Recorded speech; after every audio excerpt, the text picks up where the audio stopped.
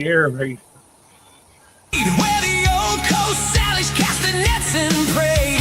Ships came calling, the canneries roared. Working the shoreline, chasing one more hole. Then a story rose from the summer sky, and 47 changed the world overnight. Something moved above the waves.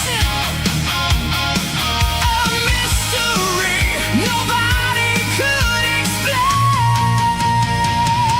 Maury Island Incident. What did they see? Lights in the heavens over the sea. Men in black shadows warning in the night. Truth or a legend still taking flight. Maury Island Incident calling through time. A northwest mystery that won't leave our minds. All right, that was a brand new song by Shave Kitty called the Maury Island Incident, which to me today, that's still a Mandela effect because I remember calling Maury Island, but they call it Maury Island. It's a Mandela effect, doesn't matter. But so that's a new song, Maury Island Incident. Anybody who wants that song, just email me. I'll send you the full copy, which I probably dump a video on there anyway. Now, Maury Island. All right, people, we're going to revisit this because I still think we live in the world, especially now, starting today, a movie coming out called Disclosure Day. So UFOs, are going to get very, very extra popular. The Steven Spielberg movie. It is. And again, I still feel that you can disagree with me or not, that I still feel that Maury Island is technically more important than Roswell. I still think there's a connection between the two. There is. Now, if it's two ways to think of it. Roswell could have been technically a setup for Maury Island, or I believe it's connected with the same species. I don't think we had two different species. If you believe, first of all, you don't have to believe if there's species for both. Okay, if you do believe that we've been visited by outer space, they got to be the same clan, people. If you believe both are real, you ain't going to tell me somehow in 1 year we get lucky within 2 weeks, two different alien races came to Earth just within 2 weeks and they both crash. No, I still think they're connected and all that. And Bob, a while back, I actually made, I forgot that I made a video. It's like a AI voice type of video of a connection between Maury Island and Roswell. It kind of explains the story of Maury Island. So I thought I'll play the 8-minute video, but I'll pause it from here to here to kind of give people, if they came here and they don't know the story of Maury Island. So this will kind of, my opinion, help, in my opinion. Maury Island Incident recounts a story of a flying saucer that occurred on June 21st, 1947, which interestingly predates the famous Roswell UFO incident in New Mexico by... You guys hear that? It predates Roswell. So this ain't something that people can say, oh, Maury Island is copying Roswell. No, technically, if you're going to think that way, it's Roswell over Maury Island. I just want to bring that out. So let's not forget about that. It predates Maury Island. 2 weeks. Are these two stories somehow connected? Let us delve into the details of both incidents. Harold Dahl, a resident of Tacoma, Washington, serves as the central figure in the Maury Island Incident. On an ill-fated day, he embarks on a boating expedition in Puget Sound alongside his son and faithful canine companion. While navigating the waters, Dahl's attention is captivated by the presence of 6 peculiar flying objects resembling donuts hovering in the sky above. Astonishingly, one of these unidentified flying objects suddenly detonates, showering the boat with a torrent of scorching debris. Tragically... Hold on, I'm going to pause it for a second to ask Dr. Wu a question about that. Now, the story goes, a debris came down. Do you believe it's a debris of, I don't know, they're releasing garbage, or is this like a planned drop that this spaceship did, or was it a malfunction from the UFO in your expert opinion? No, I think it's 100% intentional. It's all intentional because there was multiple. Okay, so let's put it like this: you're just not going to have an advanced civilization just screw up and navigate for millions of years without any problems. All of a sudden, have a problem. No, what I'm saying is they did it intentional because it was after that point that it looked like we had a lot of strange anomalies happening. I mean, to me, they just opened up the fucking Stargate, a portal, whatever. They did it on purpose. They opened up. I think they opened them up in certain areas. They opened it up in right here in Puget Sound, right up the road from where you and I live. So, and they did the same thing at Roswell. It's the same story. It's the same exact story. One of them says it exploded in all kinds of different parts and pieces all over the place. It's the same thing as over here. I mean, what's the difference between exploding and melting? I mean, this depends on the description of how you noticed it do its thing. It's the same thing. Okay. It's a different little bit of language, but it's the same fucking thing. They opened up a portal in a timeline or something. That's why everything's all screwed up. I mean, it is what it is. It's like time travelers came here and screwed everything up. Because if you notice, like you and I were making jokes about the phenomenon, the Mandela effect. It's all how this shit's happening now, and we're having all these UFOs coming in and out of what looks like portals. I mean, right out of like the Bermuda Triangle down in South America. It's the same story over and over again, and every place has the same situation that happens afterwards. All kinds of weird like reality glitches and strange things in the reality that's all around us. So that's my opinion. It was intentional. Well, let's hear a little bit more of this. Dahl's beloved dog loses its life in the incident, while his son sustains burns on his arm. Oh. And guys, that is medically recorded. Just so everybody knows, that was medically recorded. Now, if you don't think it was a UFO, you have to ask yourself, if it's medically recorded that he hurt his arm, burned his arm, how did he burn his arm? Was there something on the boat? You have to ask that. And there was no reports that he burned himself on the boat. So it was something from the sky. Now, some people could say an airplane exploded and that's what hit him. And that's fine. I could get that answer more than some other reason why his arm got burnt in the middle of the ocean. In the middle of the ocean. Yeah. So overwhelmed by fear, Dahl and his son seek refuge on the shores of Maury Island, patiently awaiting the departure of the enigmatic saucers.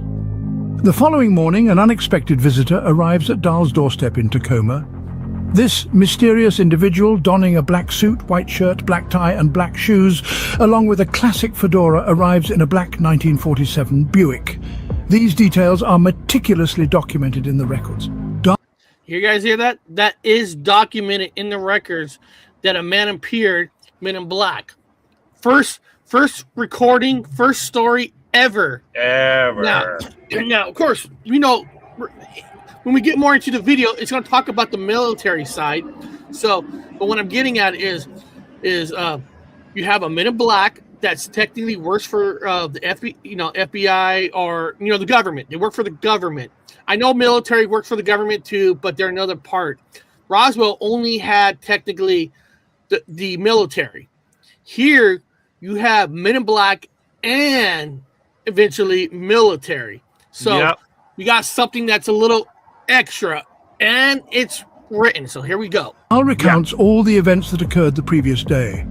Subsequently, he imparts a cautionary message that becomes the distinctive instruction for all subsequent men in black. Do not disseminate this. You are unaware of the gravity of what you witnessed. Unfortunate consequences will ensue if you disclose this information. The subsequent events delve into the annals of UFO history. encompassing vanishing extraterrestrial objects, a plane accident, peculiar incidents encountered by Dahl and his family, and potentially the FBI's inaugural inquiry into unidentified flying objects. Edmiston stated that the FBI carried out an investigation for nearly 3 weeks, meticulously documenting their findings on a daily basis, ultimately reaching the involvement of J. Edgar Hoover. So, J. Edgar Hoover. I know. So, why would what's your opinion on J. F. Hoover being interested in this case? Hey, because he's the one that sent the military generals, which we'll get in the video. We'll get into the 2 military officers that came down, but why do you think he was involved in this case? Well, J. Edgar Hoover is highly relevant in lots of things because he's pretty much started the FBI. You know what I mean? He's the guy. He's the one who put the whole damn thing together. And he's known for taking the FBI that he created and creating specific groups, like separating, basically like Mulder, Mulder and Scully. Fox Mulder and Scully. Yeah. He is the one who started the X-Files. Okay, J. Edgar Hoover is the one who, you go through his old files. A lot of his stuff is still redacted. You can't really read it, but he's the one who started the X. Why would he start the X-Files? Why? Because it was right after the incident happened that all kinds of shit started being recorded, like strange creatures, shadow people. I mean, he's the one who started the X-Files. And it all started from this big incident, well recorded. Now, remember, I worked at an internship. My internship was here in Des Moines, Washington, where I'm at right now, down at the Des Moines Historical Center. You remember that. And so I saw all the stuff in there. I'm at the Smithsonian, I'm front line. Smithsonian Institute, Fort Lewis Historical Museum. There's the fucking Army planes. Internship right down here at I know the whole fucking schmill. But yeah, J. Edgar Hoover was very relevant, and he's the one who basically started the X-Files. He's the man. You hear his name more on this case than the Roswell. It's kind of interesting that, Roswell's the bigger name. Good, you got it. It's weird. It's weird. There's more connection with him on this case than Roswell. It doesn't. You don't hear J. Edgar Hoover doing nothing for Roswell. No, nothing. It's interesting. Nothing in his files. How is it that all his files have everything to do with fucking Maury Island, but nothing to do with Roswell? It's weird. Yeah. Let's hear more of this. It is evident that Hoover played a significant role in this matter, as his keen interest in it is unmistakable. On June 24, 1947, 3 days after the incident, Kenneth Arnold, a pilot and federal marshal, witnessed the peculiar sight of 9 discs gliding across the north face of Mount Rainier. You guys hear that? Kenneth Arnold, after this incident, saw 9 flying saucers. Right before Roswell. It's like, okay, right. 9. Kenneth Arnold, 9. Yeah. And that's not, I know we have Boeing up in Washington, but, in 1947, it wasn't like they had technology where they had like 9 planes flying right next to each other. They could do that now with jets, Blue Jays flying in the sky, but 1947, having 9 planes right next to each other. What do you say? That AI voice makes me want to stick ice picks in my ears. Hey, chill out, Danny, chill out. This sighting would go on to be famously referred to as the origin of the term flying saucer by the media. The local and national press, including renowned journalist Edward R. Murrow, conducted interviews with Arnold, and his extraordinary experience became a sensation in radio broadcasts and news headlines worldwide. Subsequently, Arnold was interviewed by First Lieutenant Frank M. Brown and Captain William L. Davidson from Hamilton Field in California. So that's what I'm talking about. They sent 2 important people from California to come up here to interview the man in Tacoma at a hotel, which it's recorded. It's not a makeup. It's not a hidden. there was a real interview. If it was fake, you had a Hoover on it. You think they're going to waste all that money to send two important officers to come to Washington in 1947 to interview a guy who takes a boat out into the ocean? Right. Also, Project Blue Book. Both the scientist and the lieutenant that are working, the ones who started Project Blue Book, was created at the same time. That's when the Project Blue Book was created. Yeah. It was created in 1947, I think. Well, yeah. It was around. It was the time. It was when Project Blue Book was all of a sudden created. And who? Yeah, look it up. Was Project Blue Book created? Let's see here. All the of book, it. No. The book officially launched in March 1952. Oh, but officially launched. But no, that's the big one. That's the table. They were working on all these previous UFOs data when they kind of launch it in not public, but yeah, you're right. Project Blue Book, the actual name, which is a larger organization. Yeah, but they were already working on it. But there were still two investigators that went down to Des Moines, and they were already working on all these things. So the Project Blue Book is just the name they gave it later with all the information and data that they put together, and they called it Operation Blue Book. Yeah. But other than that, they were independent a little bit. Exactly. But it was, just don't launch a book without information and data. The data started because of 1947 with Hoover. Like you said, he started the X-Files in a way, and all that. Or Hoover, and all that information has to go somewhere. It went into Project Blue Book. Yeah, and there's a TV series. There was a series that came out, I guess, a year ago, or like 2 years ago, 3 years ago, that has that actor that plays Littlefinger. He plays Littlefinger on Great Game of Thrones. He's a good actor. Oh, yeah, I know what you're talking about. Yeah. I can't remember their names. There was an actual series, and if you watch the TV series, it shows him and the lieutenant going down right here to Des Moines and sitting down and having conversations. And those two guys went looking for the missing plane that had all that slag and whatever parts and pieces that fell off of that spacecraft. Remember, it went missing, and those guys went looking for it. It's even in the TV series. Yep. Let's hear more as a reference. What do you think? Convened with Kenneth Arnold and Fred Chrisman at the Winthrop Hotel in Tacoma before departing to Hamilton Field. It was already midnight on July 31st, 1947, when they concluded their interviews and urgently called for a command car to transport them back to Hamilton Field.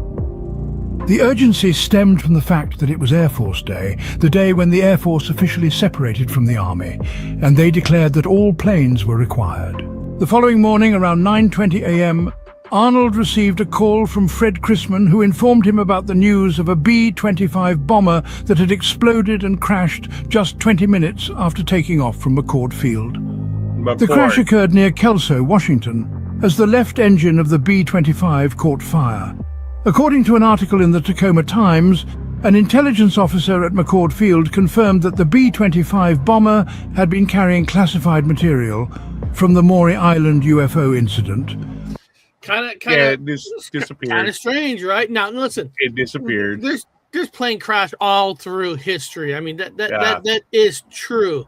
But it's just kind of like you had important officers did this interview, and like you're talking about, they picked up stuff from the SLAD. From some say it was a SLAD material on the plane. Some people believe there was an alien on that plane. Then all of a sudden, just 20 minutes after takeoff, and there's a side story that some people have witnessed. It's not recorded history, but they said it was blown out of the sky on the left engine. But, I mean, that can't be proven. Yeah. But this plane really did crash. That really truly happened. And it went missing, and all the materials went missing. all the stuff went missing. Everything went missing. Right down here at the museum when I was playing around with that stuff, you and I had met some guy at a coffee shop because Eric and I have been running around investigating over here. That's part of the stuff that we're doing. And we met a guy who knows another guy, of course. He's got a piece of the slag. He's got a piece of the slag. There's all these people with the pieces of the stuff, still floating around everywhere. So it's still in fact, there's a big festival coming up, I guess this weekend. I'm not sure. Yeah, coming up pretty soon. I think the 20th. I think next weekend. Next weekend. Yeah. Hold on, everybody. Danny, Bob's not telling you the whole truth, Danny. Oh, Bob cool. was flirting with these two girls in a coffee shop. Yeah. He was flirting. I was converting them. They were lesbians, and I wanted to convert them. Bob asked the women, "Hey, are you guys going to be going to the Men in Black thing?" And then this guy was sitting at a table, looked up. It was like listening to hear an answer. And the guy was sitting down was one of the producers of the Maury Island Incident movie. It's like a 30-minute movie. You can find it online. You got to pay money for it. And the guy who's behind the Men in Black event. But we didn't even know it. It's just He's like throwing the event. He's throwing He's the in event, charge and of it. somehow it just lined up where we were all together in there, and he was kind of surprised at how much we knew about the story. Then I told him I interned down there, right right behind the coffee shop. I was like, well, look out the window. I interned right there in the historical museum, and he's like, what? You interned in there? I'm like, yeah. Well, that's where I learned how to do my museum studies, right there. My internship. I went through the whole fucking thing down there. I know the whole goddamn thing, the whole story. You and I were naming things that he didn't even know. He was like, whoa. You guys need to come to that event. He says, yeah, well, we might be there. We might not be there. Depends. They're just there for the fun and giggles, but we're researching. Yeah. And then hold on a second, because I want to show you guys, because I sent Bob a link this morning. I go, hey Bob, this is the guy we talked to. That guy right there. That's the guy we talked to. You show it.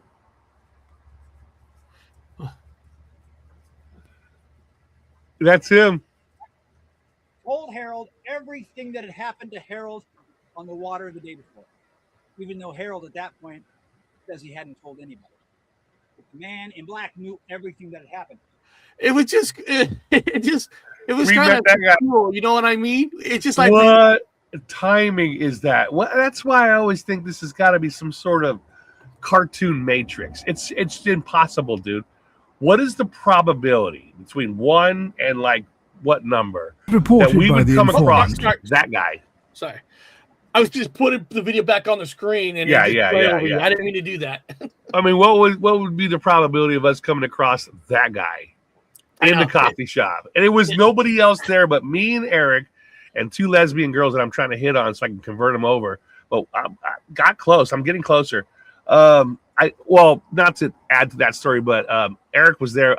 We invented it. I was asking for a cup of coffee or a mocha, and it has banana in it. So I intentionally had them they were confused about putting banana, like a banana syrup in the coffee, whatever, because I was trying to be a little bit more on the phallus symbol side. But anyway, I'm getting that close to getting those two lesbians. But other than that, we met that guy that was on the camera right there, and we were telling him information that he didn't know. He was like, "Wow, where'd you guys come from?" It's a small world. Let's hear more about this video. A single enigmatic source claimed that the B-25 bomber originating from Hamilton Field was downed by a 20 mm cannon. See? That's the rumor story. Rather than an engine malfunction. Allegedly, the purpose behind this crash is to conceal the fact that classified information was obliterated while it remains securely stored within the confines of Area 51. Is the veracity of the story in question? Let us examine the Roswell UFO incident. In the summer of 1947, specifically in June or early July, a farmer named William Mack Brazel stumbled upon peculiar wreckage while tending to his ranch located approximately 70 miles north of Roswell. Intrigued yet unsure of its nature, Brazel collected some of the debris and decided to seek assistance from the local sheriff. Debris or sled. Like, same thing. Slag. That's Same thing. slag. Same thing. Same thing. It's a different word. just- Exactly. It's the same thing. Yeah. Same material. Perplexed by the discovery, the sheriff promptly contacted the Roswell Army Airfield, prompting the dispatch of 2 individuals to investigate the matter. One of these individuals was intelligence officer Jesse Marcel, who arrived at the sheriff's station to provide... And a lot of people know this part. I'm going to fast forward a little bit, know that part. Yeah. But what interesting is military, there's no stories on Men in Black or Hoover really fully involved. It's just a little strange, like why this one had less. But here we go. Blanchard's orders. Subsequently, Blanchard authorized the release of a press statement announcing that the base had successfully apprehended a flying saucer. On July 8th, the original article was published in the local newspaper. On that very day, the wreckage was transported on a B-29 aircraft alongside Marcel to an Air Force base located in Texas. Marcel was captured in a photograph alongside the alleged debris, and the military released a statement confirming it to be a weather balloon. And what was interesting, every time they do some kind of reenactment or footage, it always shows like the farmer picking up like small pieces, like all pieces. Yeah. And then here's this Yeah. one shot only in a picture, this big, huge piece, but there was never like language that the pieces that this farmer found was that big of a piece. I'm just bringing that up. Let me say this though. And I was on the USS Blue Ridge LCC-19, and we had weather balloons, air quotes, weather balloons. I don't want to get in trouble. And I used to pick them up out of the water with a big old hook. We'd bring them in a boat. But anyway, weather balloons have that. That's a piece of a weather balloon. That's a piece of a balloon. So in this picture right here, he's not holding up anything from any crash. No, there's nothing. He really is holding a balloon. He really is holding a But the balloon. question is, was that from that wreckage, or was that just a picture? I think this is a fake. This is him holding up an actual piece, because they did launch balloons there. They were launching balloons. They were testing them for World War II. Well, before World War II, kind of getting into the whole spill of it. And that is an actual piece of a balloon. This is why they spun that balloon thing later on. Oh, very easy. He's not holding up any real wreckage pieces. That's not a wreckage piece. Okay, let's see what they say. In 1995, following numerous inquiries regarding the event, the US Air Force acknowledged that the account of a weather balloon was falsely created to conceal a classified undertaking known as Project Mogul. This project aimed to monitor atomic activity above the Soviet Union using high-altitude balloons. Same thing. Additional aspects of the Roswell incident, such as reports from certain witnesses suggesting the presence of extraterrestrial bodies recovered from the site, were clarified as being parachute test dummies that had fallen, as detailed in a comprehensive follow-up report in 1997. The narrative surrounding the Roswell incident is constantly evolving, leaving us to question what the actual truth is. Eric Wood, the representative for the UFO community on the Paranormal Highway, took it upon himself to conduct an investigation. Eric reached out to retired Army Lieutenant Colonel David Rudom to gather information about the Roswell cover-up. We know who that person is. David revealed that there is more to the story than what was disclosed in the report submitted by Major Jesse Marcel, as certain details were intentionally redacted. Initially, Jesse stated in the original report that the recovered material was from a crashed UFO. However, the very next day, the explanation was altered to claim it was a weather balloon. What was also concealed in the original report was the fact that Major Jesse Marcel confirmed the similarity between the material found at the crash site and the material discovered during the Maury Island Incident. J. Edgar Hoover, recognizing the potential panic and the detrimental impact on future UFO sightings and cover-ups, ordered that the connection between the two incidents never be mentioned again. Wow. He understood that if the public became aware that the two UFO stories were linked, it would create widespread panic and make it increasingly challenging for the government to conceal future UFO encounters. There is undoubtedly much more to this story that remains unknown.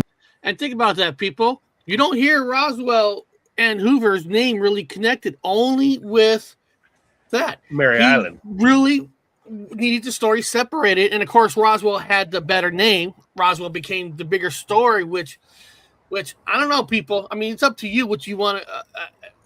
I think Maury Island is the bigger story. I truly 100% believe it's bigger. The military was not equipped for handling something that's extraordinary. You know, they were not equipped for anything paranormal.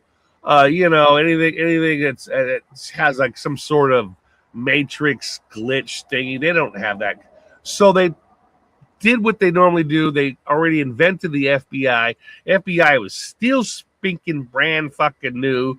J. Edgar Hoover, in between cross-dressing, invented the whole damn thing, separated all the different departments because it was brand spanking new, and they needed somebody to play around with the whole thing. So they got the FBI to do it, which is domestic terrorisms, domestic problems. Military had nothing. They're like, we don't. They're what do you call compartmentalized.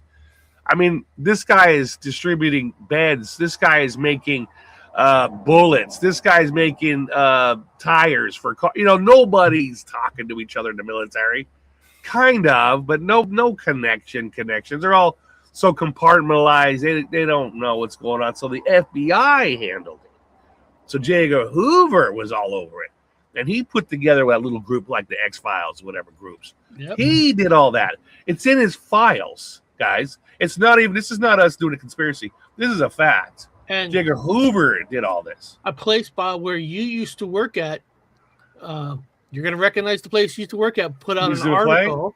Oh, wait, where was this at? The Museum of Flight. Yeah, I worked there. The Maury Island Incident before Roswell. I mean, they make sure, you know, I mean,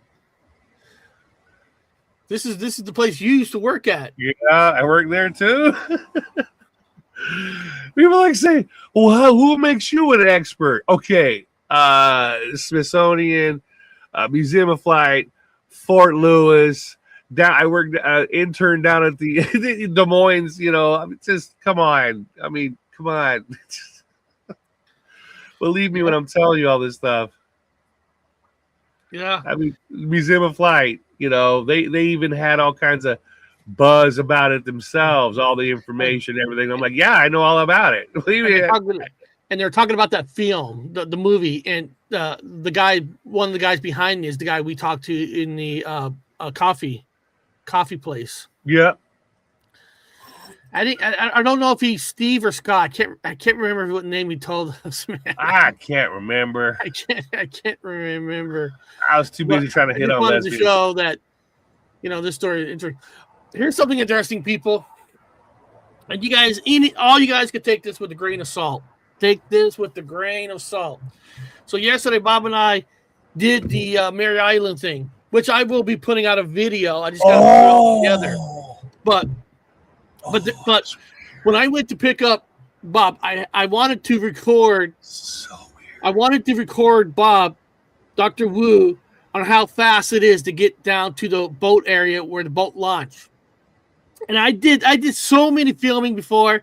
I filmed the Bigfoot stuff on that camera, and this has never happened to me. And somehow, I was filming, and there was this guy walking with his backpack, which I seen this guy like 3 times. Yeah, I did too. 3 times. I did too. And then we went to go look, and then he's gone. I turned off the camera. The black backpack. And then I was gonna re-look at it. With Bob trying to because Bob saw this guy with a backpack too. We're trying to see if this is the same looking guy. And somehow, I mean, you could do this on phones to speed up a video, but somehow. And that never happened to me before. Never happened to me before. And when I went to look at it, 24 minutes went down to like 21 seconds. Watch, I have it right here. I have this part right here. Yep. Like, what the fuck? It's just like driving down there. We got the ticket. It's like Bob's talking. We're trying to show Roswell, and then Was that the guy? See That was the guy. That was the guy. And then it's almost like it's there's the guy. That was the guy. That was the guy. There's the guy. But it like it sped it up so fast. Like I don't know how. No. But we saw this guy. I'm not saying this guy's following us, but I'm not.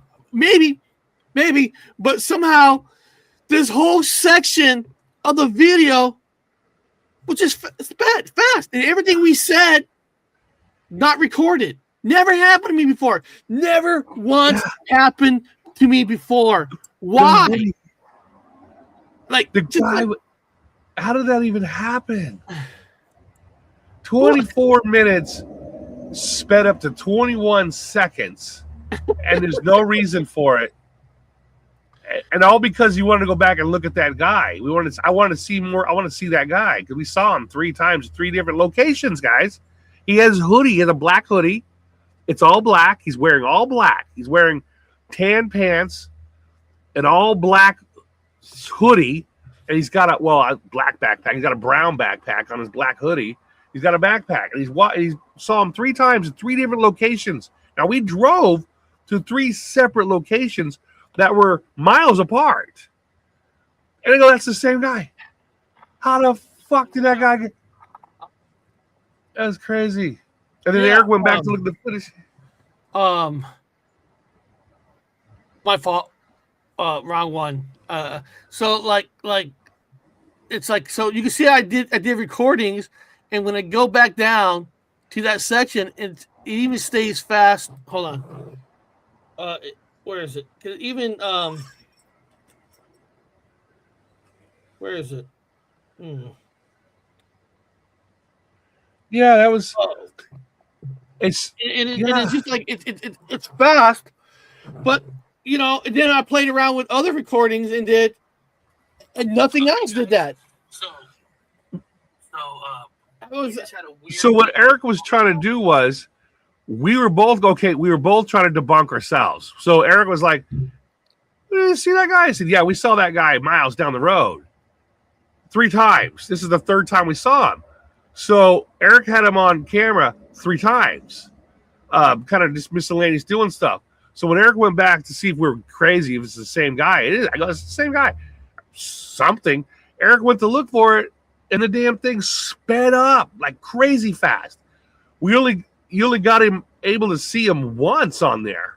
Yeah. You had to stop it to get him on there. It's like you recorded that strange person, and the whole damn video went nuts. I'm not trying to be a conspiracy, but it's almost like they did it. Somebody did that on purpose. Yeah, I was like, wow, how did that happen? How the hell did that happen? I even tried to Google it and say, how do you get your phone to record like that super fast? And then you had to set your phone to do it. You had to go into you had to have set it. I mean, you had to go into your phone and physically set it to record like that. They'll do that. Eric went back to look at it, and I was like, "Dude, it's fine. It's not set." Well, how did it do that? Well, I'll tell you one thing. I'm just letting the dog out. The dog wants out. I'll tell you what. There goes the evidence of that guy showed up 3 times at 3 different locations. It's gone. You only got him on one because everything was so fast. We got lucky and got 1 clip of him with his all black hoodie, all over his head, like a man in black, with a backpack and tan fucking pants. I was like, that's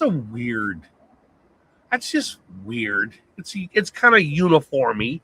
He looks a little bit like on the uniform side. You know, that's a little bit put together there. That was weird. It really was. It doesn't. You're like, that's the same guy. I said, yeah, dude. Yeah, we saw him 3 times. Eric goes, well, let's take a look and make sure we're not crazy. And Eric went back. 24 minutes and 21 seconds. It's like, oh, well, there goes that evidence, except for 1 clip. We got 1 clip of the guy. Show the picture of the guy one more time. That's freaking weird, man. I mean, that is like, they manipulated, like, God, can you imagine having that ability to manipulate shit like that on the spot? So here, I'm handsome there.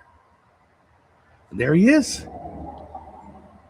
There's the guy. You got 1 picture. We had 24 minutes. We had him 3 times, 3 different locations. Now you just got him one. You got to stop to get him. All black hoodie, all the way around his face.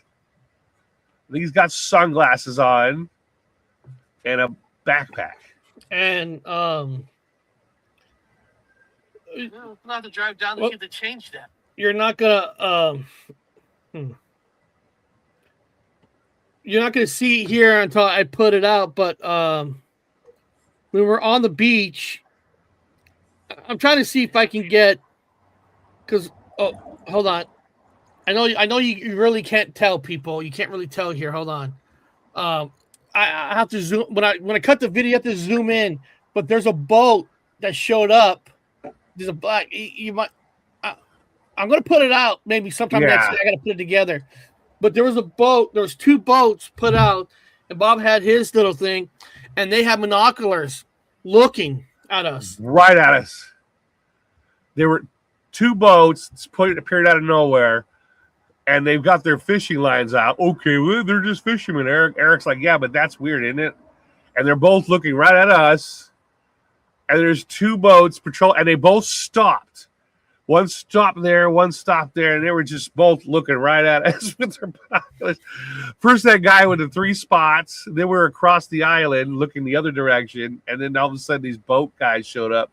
Just like last time. Remember last time we did it? Mm-hmm. Same fucking boat people showed up. Same motherfuckers. And I bet you they got black hoodies, tan pants, and a backpack. You know, that same fucking little weird uniform they're all wearing. There's something going on here, dude. I know it. I feel it in my gut. This is all fantasy bullshit. You guys can take it or fucking leave it, but I still think there's a portal open. I think they broke through, they got here, shit did whatever they're going to do, and that shit is still open. And they're coming in and out of it. If any one of you guys are in Washington, Danny, you're going to have to fly. You need to come to Washington because there's a lot of events. Like here's one on Maury Island Incident Historical Society is doing the burning saucer links. What possibly could go wrong? History, secret handshakes, telling, Slack, Sparky, live music, annual meeting of the Maury Island Incident Historical Society. New date, June 18, 2026. Which we're going to try to make it there. We're going to try to get there. Yeah, since we met the fucking guy throwing it. We met the head dude. He wants us to be there. This one is not the Men in Black party. On the Des Moines side, Bob. This is actually this one is on the island. Oh. Yeah, that one. So there's 2 separate things going on. Yes. Yeah. Wow. Yeah, here, let me check my dates. Let me make sure. Wow. Yeah, so I bet you the same people go to that one, go to the other one, or maybe the whole island gets together because that's a long haul to go all the way across over the ferry. This one is on a Thursday. Oh. Yeah, this one's on a Thursday. And I know I took a picture of the other event. Let me see. Oh. Yeah. Yeah. Yeah, hold on a second. And then I have to show it. I took a picture. The other one is a Men in Black Festival 2026. That was on the 20th. So that was on the 20th at a place called the Quarter Deck. So there's several events that are going on, but I want to go to the one on Thursday that's on the island. I think that's the. Maybe we go to the one on Thursday.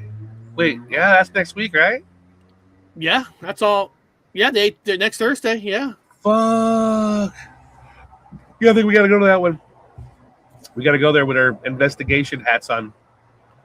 Aha! So there's a lot of, no.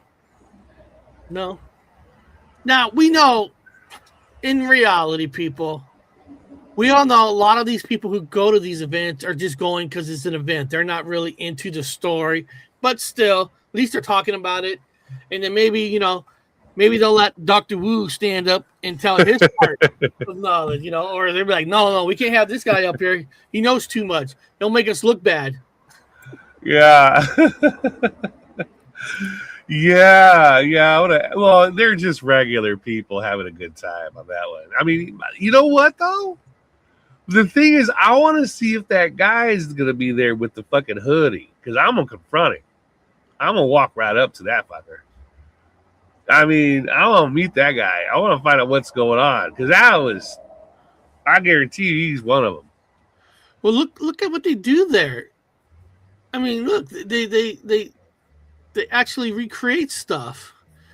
They took a ship on fire, so they really embraced the event. Yeah, because the boat was on fire. And this kind of looks like that guy that we talked to. I don't know if it's him, because this could be years ago, but it almost looks like the guy we talked to with the goatee. Probably is. Probably the same group. Probably the same group that goes there and then they come across the other side.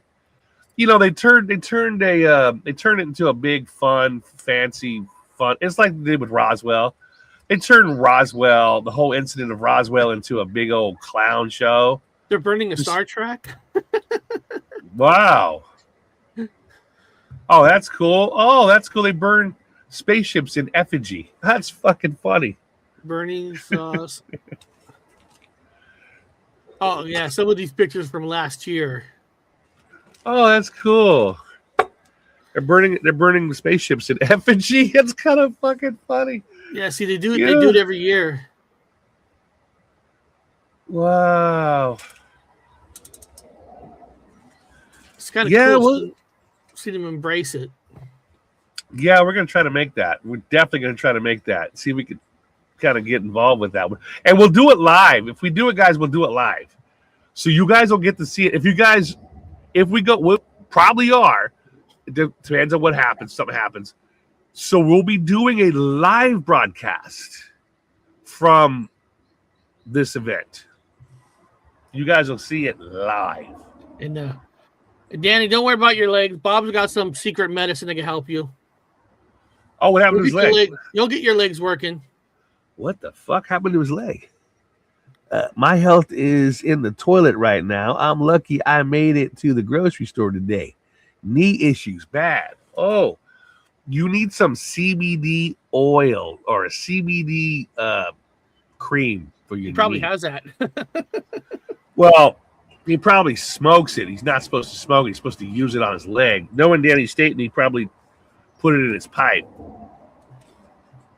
Well, portal, yes, I guess that makes sense. Well, guys, if you kind of think about it, if ships are coming here from outer space, from other, they would have to use some kind of a portal wormhole, unless they have some kind of a power energy that's beyond beliefs that can make them get here quicker. Otherwise, they're using a portal. Interstellar in a way, there's a wormhole. They're using a wormhole. There you go. They're using a wormhole. They made a wormhole. That's what that whole thing. I know it is. I don't fucking care. People can argue me all fucking till the cows come home. They did that on purpose. They opened up a wormhole, and homies are walking back and forth, coming in and coming out of the wormhole. It's just the Eisenberg Bridge. It's what they made. They have the technology to do it, and they did it. So that's what's going on. That's what it is. I know that's what it is.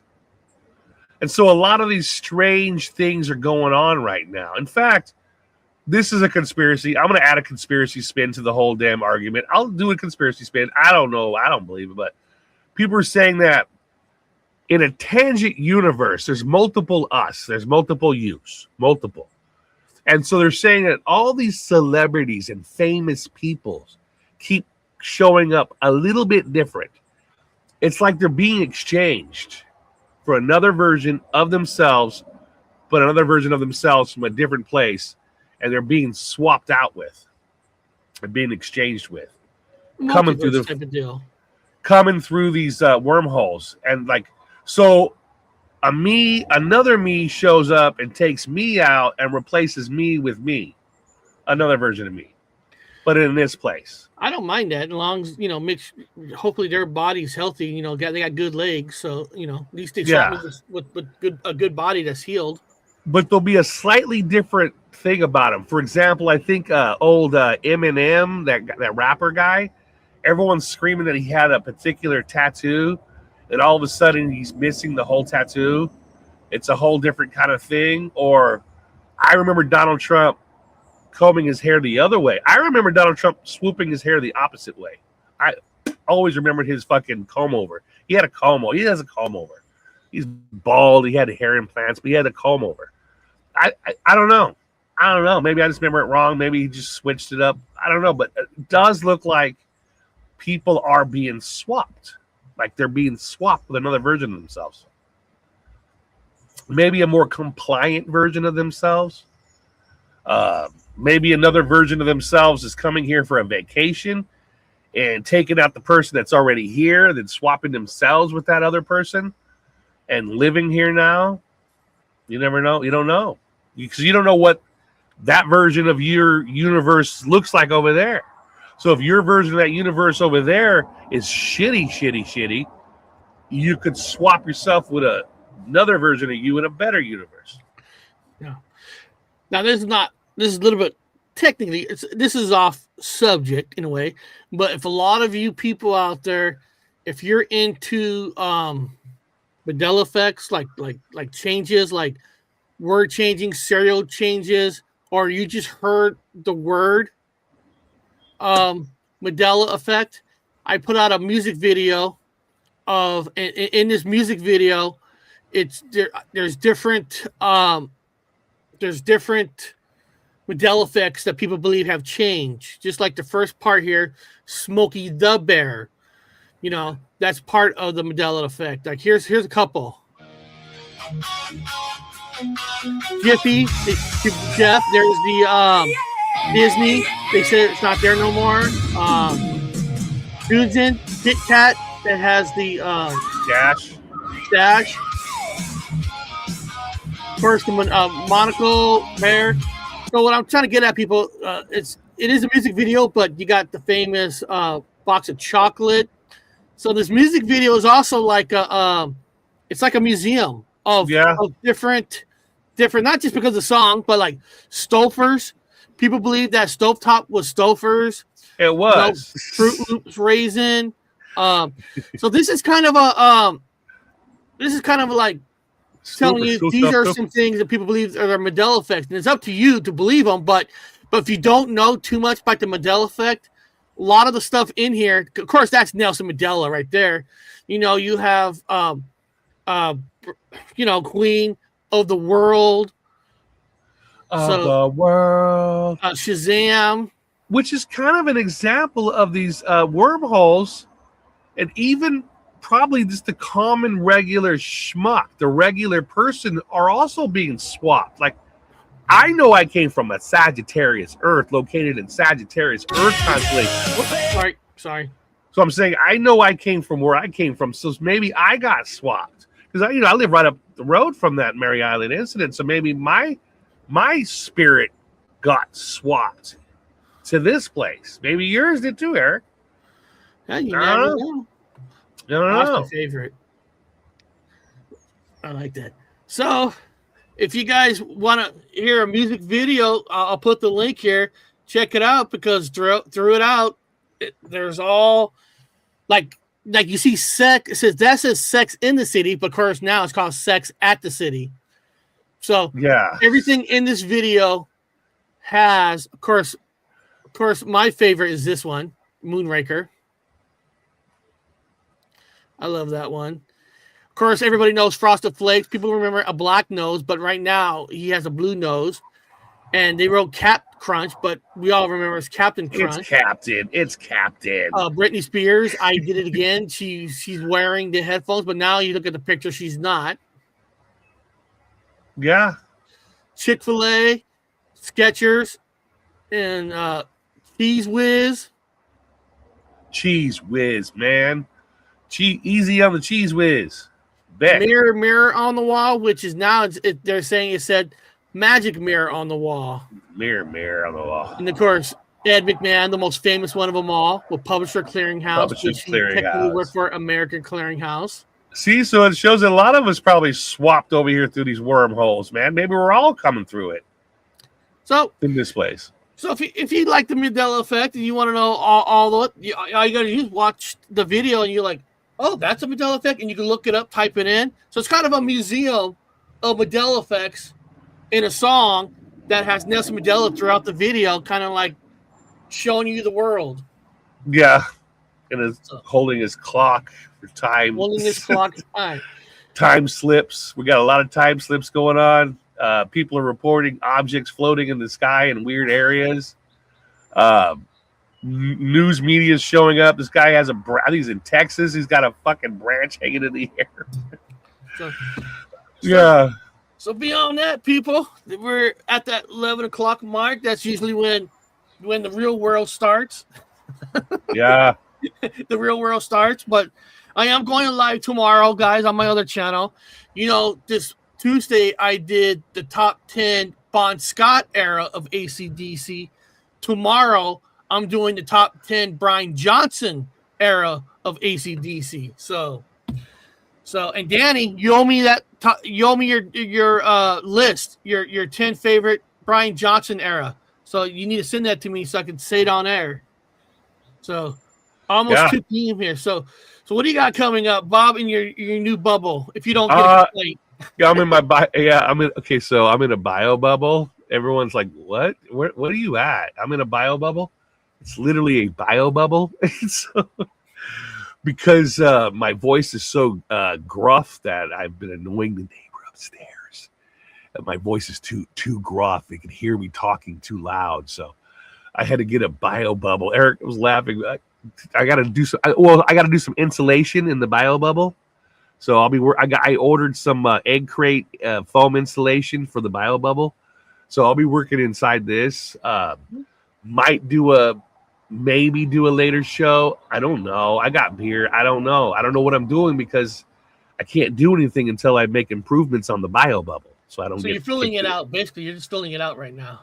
Yeah, I've got lots more things coming to the mail today. Mail things straightened out. Things for the bio bubble.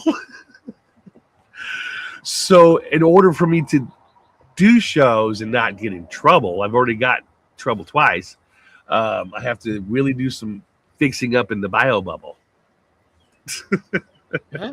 So beyond that, people, we're going to end the show here, and we'll see you next week. Who knows what area we're going to explore next week. We might go back to Black Diamond, but usually Black Diamond, I like to go at nighttime. Daytime, it's not the same when you do paranormal ghost hunt. But, we might go in the daytime, just explore exactly how we want to do it at night. I've found out from my experience, it don't matter if it's day or night. It doesn't Ghosts matter. Don't fucking people care. just like nighttime, but we could do both. It doesn't matter. Yeah, we can do both. We got time. So beyond that, people, we're gonna end it here. We'll see you next time. Are we learned? We'll build a brighter future for everyone.